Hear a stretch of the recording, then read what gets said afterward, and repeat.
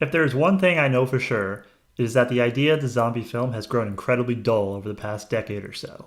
Once a hallmark of the horror thanks to the likes of George A. Romero's epic Dead series of films, it currently finds itself trampled in the never-evolving state of basic cable television. Then comes Train to Busan, which acts as a shot in the arm that the genre so desperately needed, thanks to this new Korean zombie flick.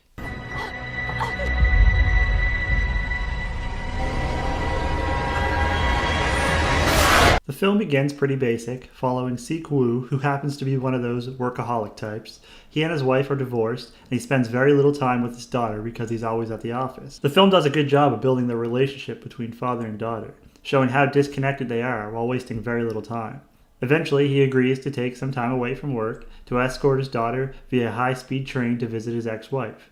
It doesn't take long, however, for things to go from mundane to all-out mayhem when an infected passenger bites another passenger, spreading a deadly virus throughout the entire train. It's from here that he must do everything in his power to protect his daughter, with a lone group of survivors who are literally on a train ride to hell.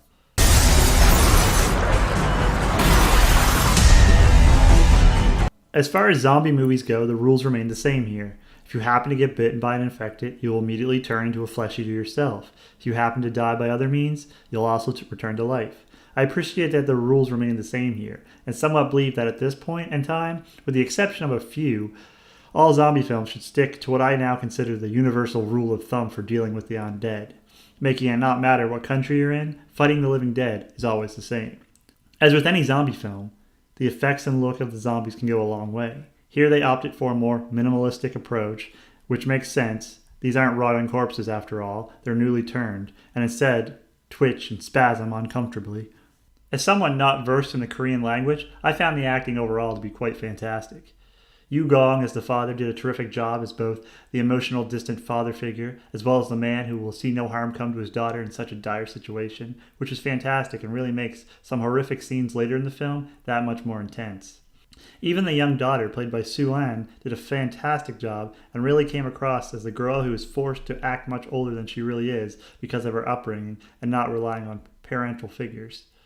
There's a whole cast of other colorful and not so colorful characters littered throughout, and all act as believable human beings, which is really one of the main things that separates Train to Busan from your typical American zombie film.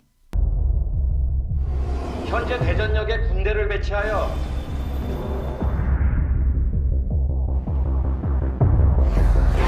Train to Busan really came out of nowhere for me. I had heard some good buzz, but went in not totally knowing what to expect. What I got was one of the most well-crafted zombie films to come along in quite some time, perhaps ever, thanks to the claustrophobic confined space, as most of the film takes place on the train, and how it plays with the idea of character stereotypes, creating interesting, believable people you actually want to root for and see make it out of such a hellish situation. It's a fun ride that speeds through like a high-speed train, feeling very much like being on a roller coaster, stopping only briefly to bask in some exposition. Don't let the language barrier stop you from seeing this film, as any fan of the zombie genre will be right at home here.